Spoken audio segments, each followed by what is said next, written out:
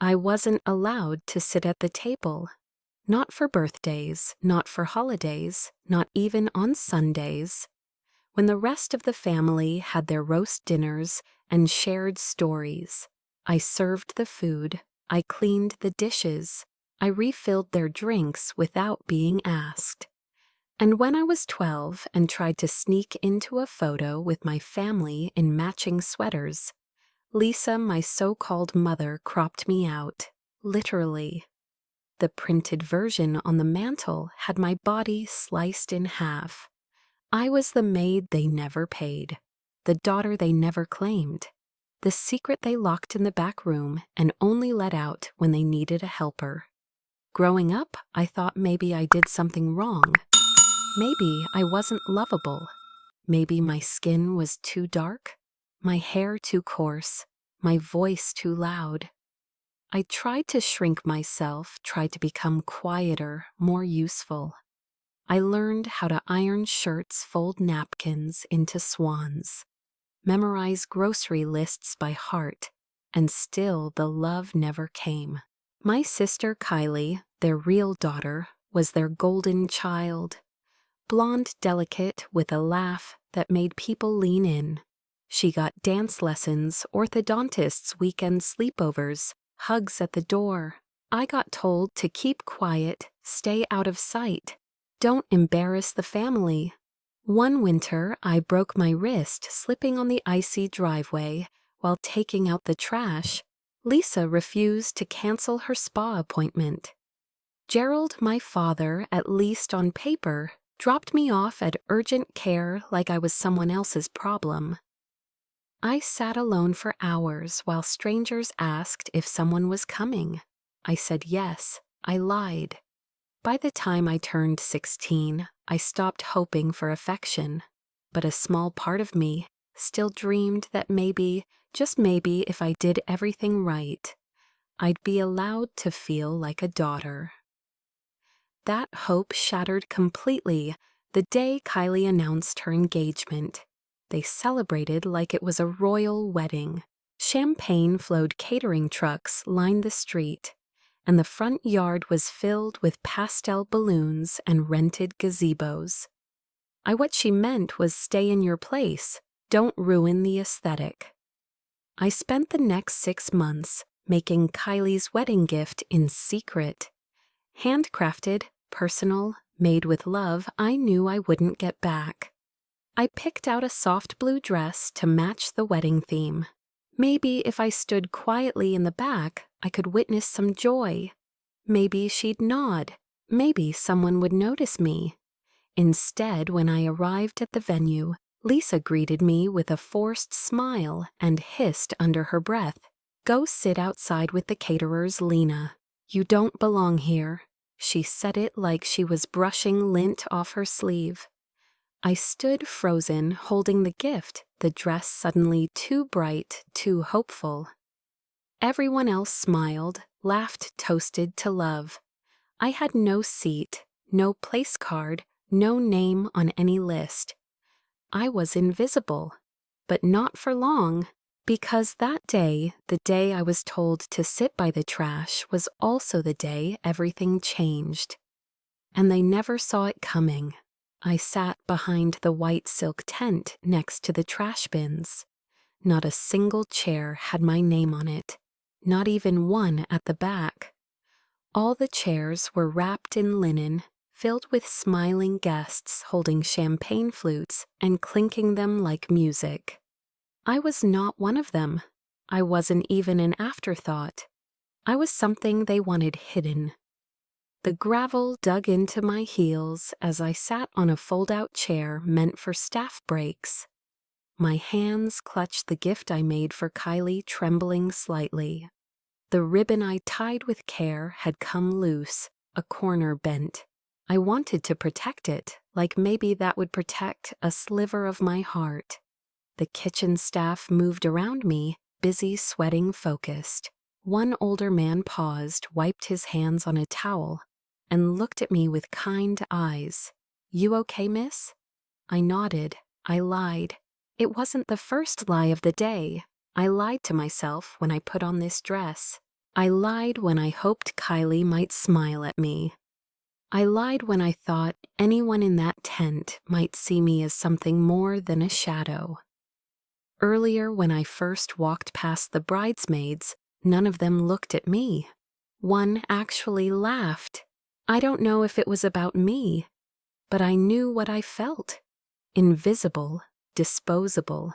I had helped pay for that cake they were now posing with, the three-tiered monster Kylie said she had to have. Gerald told me I could chip in to help with costs that it would make me feel part of something. He was wrong. He always was. He couldn't even look at me when I passed him earlier. Just rubbed his temples and muttered, "Lena, don't cause a scene. It's your sister's day." I wasn't trying to cause a scene. I just wanted to exist. Kylie never glanced my way. She stood radiant under the arch, her white gown catching the light. Our eyes met for half a second. I thought maybe she'd mouth something, but she turned her head like she didn't know me. And Lisa, oh Lisa, she worked the crowd like a politician, laughing with guests, hugging people she barely knew. Her smile was dazzling, her words syrupy sweet. But her voice just an hour ago was sharp, flat, surgical. "Go sit outside with the caterers. You don't belong here." She said it without a flinch. She didn't care that I spent my whole life following rules she made up, that I ironed napkins for this day, arranged flower deliveries, stayed up late, helping with RSVPs she didn't have time to manage, all for what to be told to disappear. I sat by the trash and watched as petals floated through the air from centerpieces I helped plan. The sun was warm, but inside me it was winter, long, cold, and merciless. And yet something was shifting, not outside, inside me. As the ceremony music began in the distance and people took their seats under the tent where I wasn't allowed, I stared straight ahead. I wasn't crying. I had done enough of that in my life. I was remembering every moment Lisa called me ungrateful. Every time Gerald said I was lucky to have a roof over my head. Every time Kylie borrowed my things without asking and said, "You should be grateful I make your clothes look good." They had written a script for my life and expected me to play it blindly. But today I had stopped reading their lines. They didn't know it yet, but something was coming, and it would change everything. It started as a hum, distant, low, like the rumble of a summer storm still miles away. At first, no one paid attention. The officiant was speaking. The guests were fanning themselves in the July heat. Kylie was smiling that carefully rehearsed bridal smile. But then the hum grew louder, too loud to ignore. People shaded their eyes, squinted at the sky, murmured. The violinist stopped playing mid-note. I stood up slowly from my fold-out chair behind the tent gift, still in my lap, heart suddenly pounding. I knew that sound. That helicopter wasn't part of any wedding plan. It wasn't dropping flowers or filming the ceremony. And yet it was descending fast, deliberate blades, slicing the air like knives through fabric. Guests began to rise from their seats. Some pointed, others gasped. What is going on? Is this a surprise entrance? No one moved toward the helicopter. Everyone waited frozen. Even Lisa's charm cracked as she stepped out from under the tent, her heels clicking against the stone path, mouth tightening. The helicopter landed on the far edge of the estate lawn, sending a wild gust of wind through the tents. Flower petals scattered tablecloths, lifted Kylie's veil, whipped sideways like a torn flag. And then the door opened. The first person to step out wasn't a security guard or pilot. It wasn't anyone recognized. It was a woman. Tall, poised, wearing a deep blue coat despite the summer heat.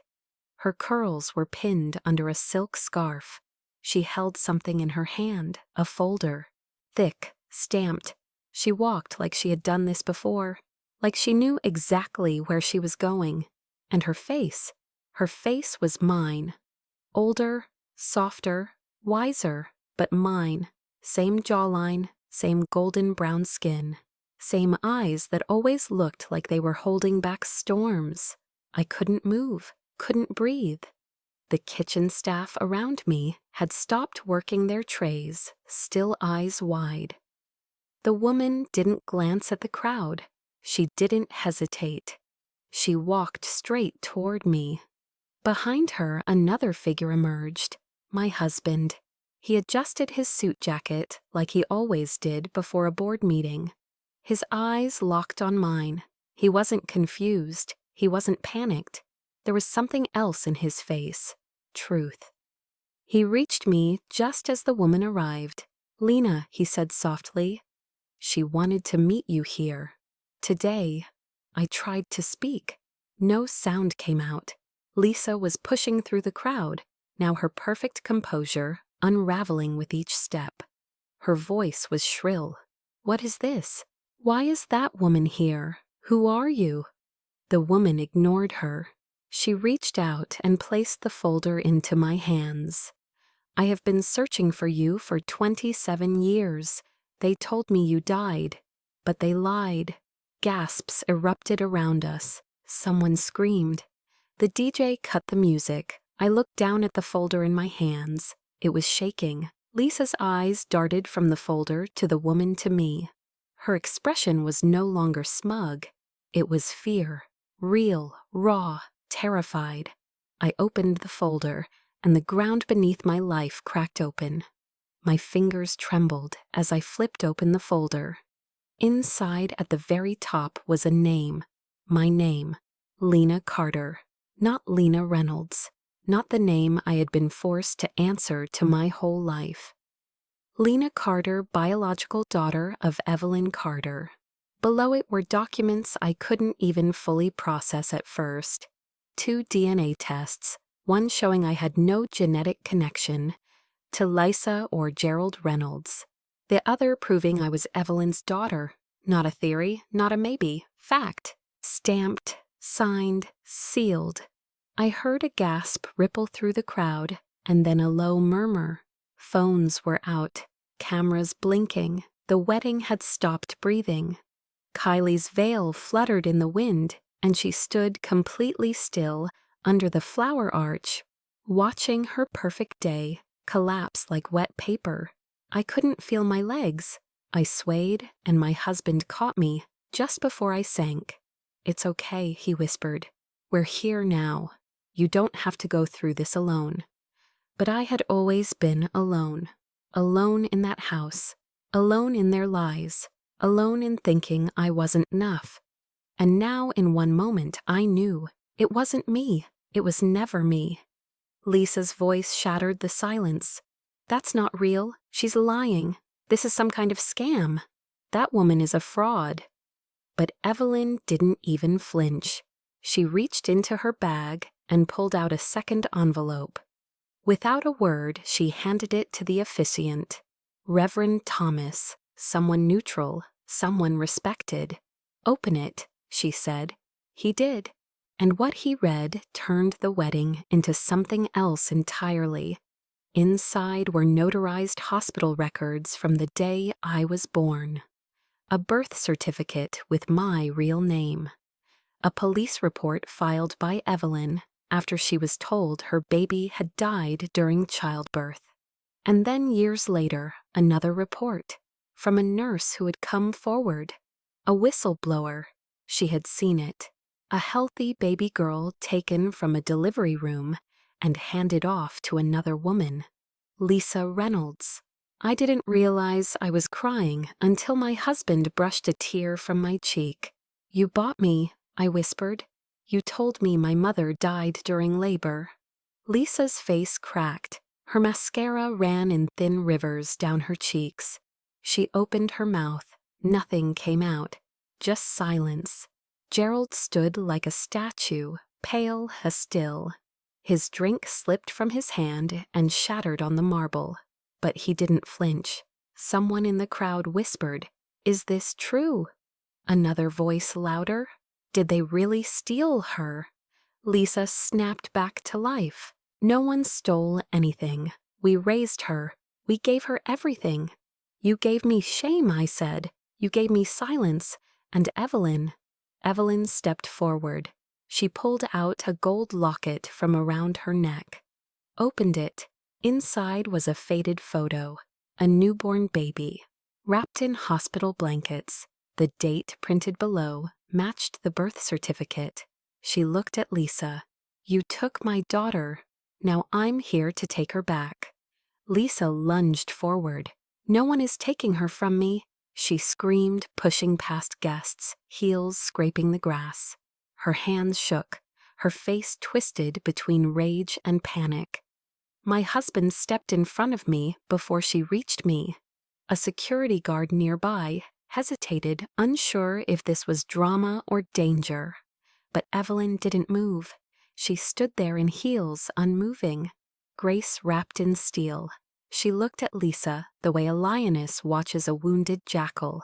"You stole her," Evelyn said, slowly, clearly. "And now you want applause for raising the child you kidnapped." Gasps, murmurs, phones everywhere. This was no longer a wedding. This was history unraveling. Lisa turned wild-eyed to the crowd. "She is my daughter. I raised her. I fed her. I clothed her. I gave her a better life than Evelyn ever could." That woman was a single mother with no money, no stability. A voice from the crowd cut through the air. "That's not your decision to make." The crowd shifted, parting slightly. Gerald stood near the cake table, face pale, lips tight. "She is telling the truth," he said. Lisa froze. "Gerald," she hissed. He didn't flinch. "She's telling the truth," he repeated louder. "You said Evelyn wasn't fit.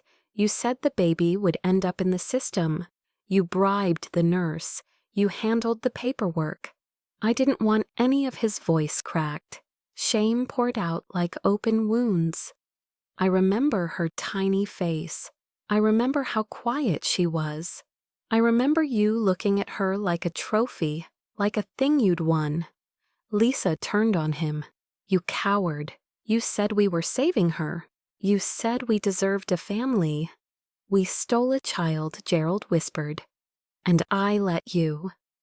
Kylie stood under the arch bridal bouquet, limp in her hands. Her mouth opened then closed.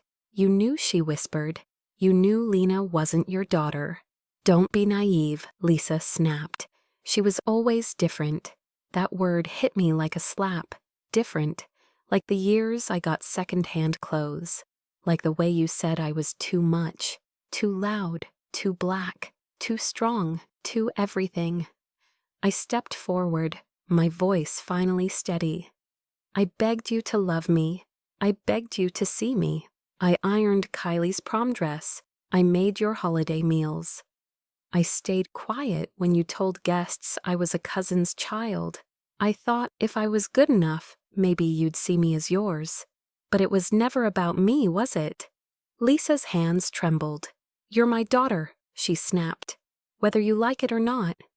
"No, you made sure I never was." Evelyn reached for my hand. Her touch was warm, grounding. My husband stood beside me, and then he spoke. "My legal team has filed charges: human trafficking, fraud, falsifying medical documents. The authorities are already on their way." Lisa's mouth opened in horror. "You can't do this. This is my daughter's wedding." "No," I said. "It's your crime scene."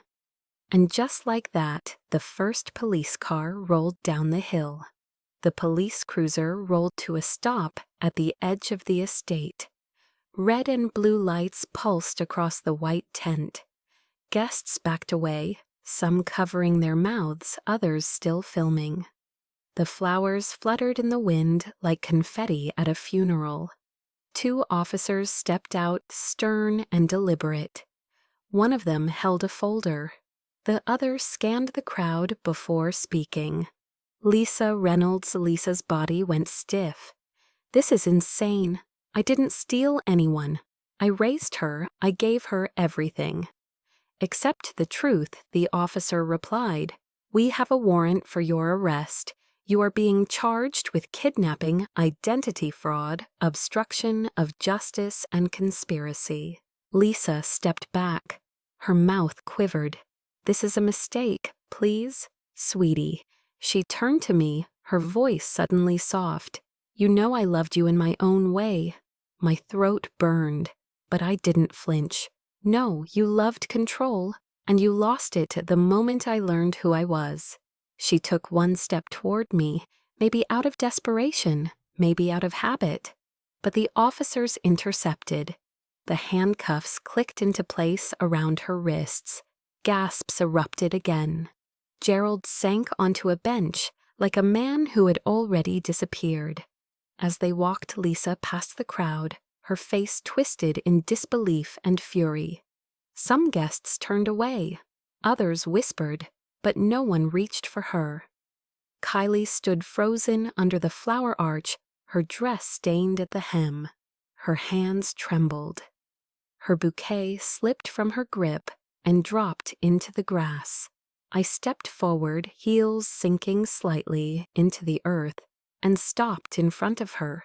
She looked at me like I was a stranger. You let them treat me like garbage, I said. I ironed your prom dress, helped you sneak out to meet boys, covered for you when you failed that senior year math class. I thought maybe you saw me, maybe you cared. Her voice broke. I didn't know. You did, I said. You just didn't care because I didn't belong. She looked down at her feet like a child caught lying. So what now, she whispered. You just ruined my wedding. Was that the plan? No, I said. This was never your wedding. I turned to the crowd and raised my hand. My husband's assistant stepped forward and handed me a small leather box. I opened it. Inside was an envelope, confidential, sealed until today. I held it high enough for all to see, because the truth wasn't the only thing they stole. They tried to take my future too. I held the envelope up as the crowd quieted their faces, tense waiting. This trust I began was built decades ago by the Reynolds family. It was designed to provide education, housing opportunity for every child in the bloodline. I was added to it when I was a baby, not by accident, but because the documents had to make me look legitimate. I opened the envelope, but when I turned 18, I was quietly removed. My voice was calm, too calm. All of the funds were rerouted, reallocated, disguised, and guess where they went? I looked at Kylie, her eyes widened. Don't, she whispered. $3 million, I continued. That's what I was supposed to inherit. Education clause, housing clause, marriage clause. All tied to benchmarks I never got to reach, because they had already decided I didn't deserve it. Every dollar I earned went back into the household. I bought groceries, paid part of the mortgage, even helped cover some of Kylie's school expenses, all while they lied to my face. Kylie tried to interrupt, but the damage was already done. A voice from the guests called out, "Is that true?" More murmurs, heads turning. Someone else stepped forward. "Kylie, is it true?" She looked at the grass. "You didn't need it," she said finally. "You weren't even really one of us." There it was, the final cut. I smiled, not out of joy, but out of clarity. "You're right," I said. "I was never one of you, and thank God for that." I turned to the guests, raised the trust documents. But here's the twist. That original trust was never erased, only redirected.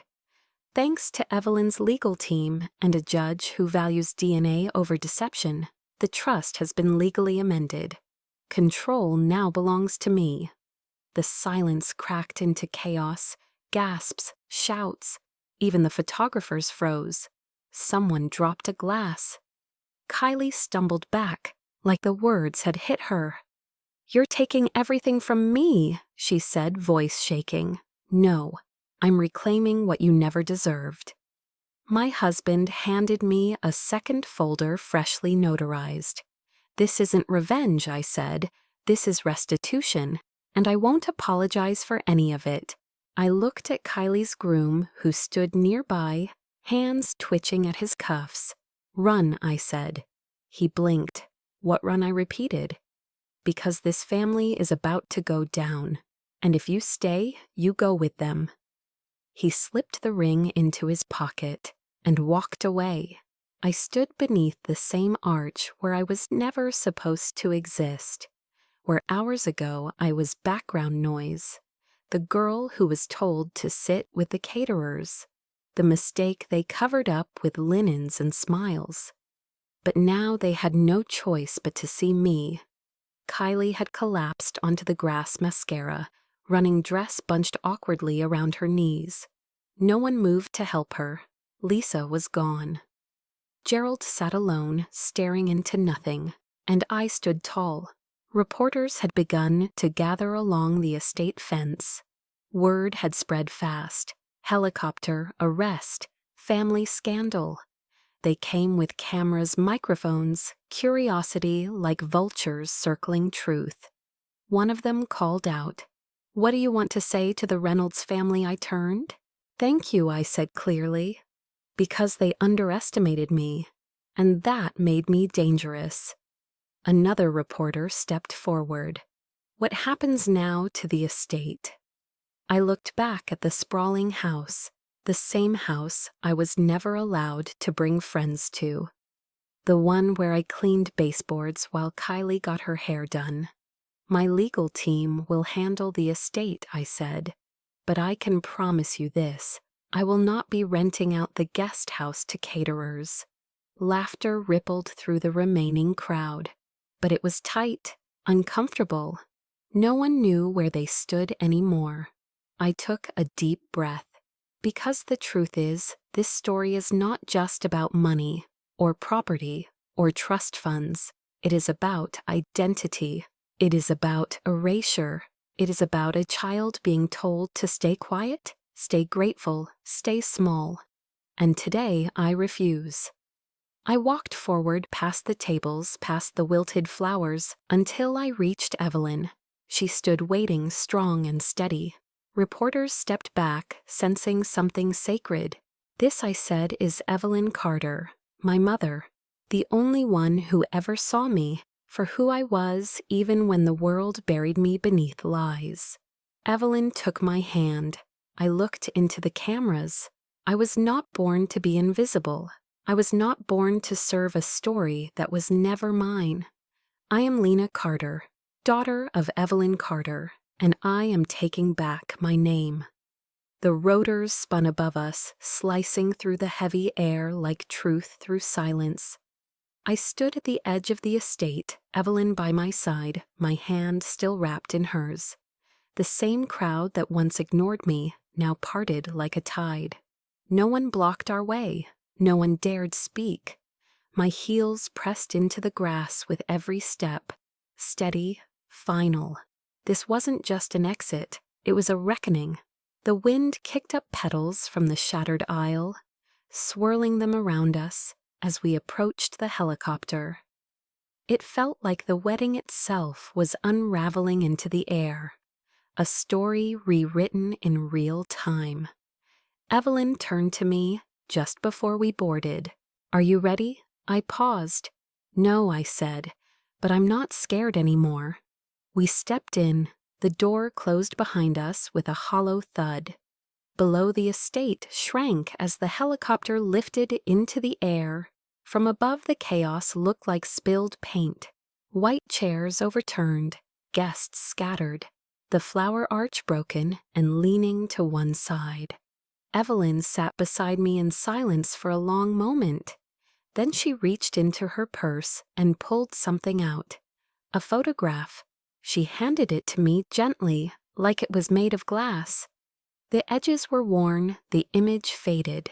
Two women stood in a hospital hallway, one holding a newborn wrapped in pink. "You were 6 minutes old," Evelyn whispered. The woman standing beside her in the picture had kind eyes, soft smile. She visited me that day, pretended to be my friend. "She told me you died later that night." Her voice broke. I touched the photo. My fingers traced the faint outline of the blanket. The date was still visible. "You always knew," I said quietly. "I felt it," she said. "Mothers know." The ache never left. I searched, but the records vanished, and every year I lit a candle on your birthday, just in case. Tears blurred the photo in my hands. She never stopped looking, even when the world told her to give up. She never did. We soared above the estate, and I looked out at the horizon. Everything that once felt like a cage was now beneath me, smaller, powerless. I leaned my head back. I was not the girl by the trash anymore. I was the storm they never saw coming. A week later, I stood in front of a quiet grave on a small hill just outside Savannah. The stone was old, weathered by time and storms. Moss clung to the edges. The letters carved into it read, "Lillian Carter." She was Evelyn's mother, the woman who raised her through poverty, heartbreak, and silence. A woman I never met, but who lived in every brave breath Evelyn took to find me. I laid a single white rose on the grave. "Your blood runs in me," I whispered, "and I promise I will carry your name like armor." I stood there for a long time, letting the wind speak, letting peace settle into the corners of me that once only knew hunger for love, for truth, for justice. The media had a frenzy with the story. Headlines called it "The Wedding from Hell," "The Girl from the Kitchen Who Took Back Everything." Videos went viral, clips of Lisa in handcuffs, Kylie collapsing, the trust fund reveal, the helicopter, every angle dissected. But I did not speak to reporters. I did not chase cameras. Because this was never about fame. It was about freedom. People ask how I stayed quiet for so long, how I endured being made small, unseen, forgotten. I tell them this: the louder the silence, the deeper the roar. Some women do not need to scream to be heard. Sometimes all it takes is one moment of truth to burn away years of lies.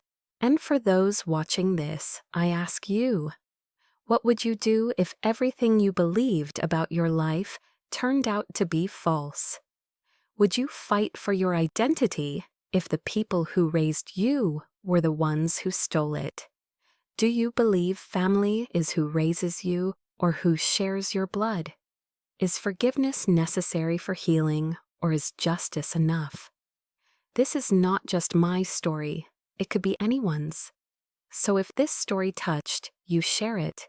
Let others know that no matter how deep the betrayal, it is never too late to reclaim your truth. And if you want to hear more stories like this one's that make your heart race and your mind question everything, hit that like button and subscribe to the channel. Because we are just getting started.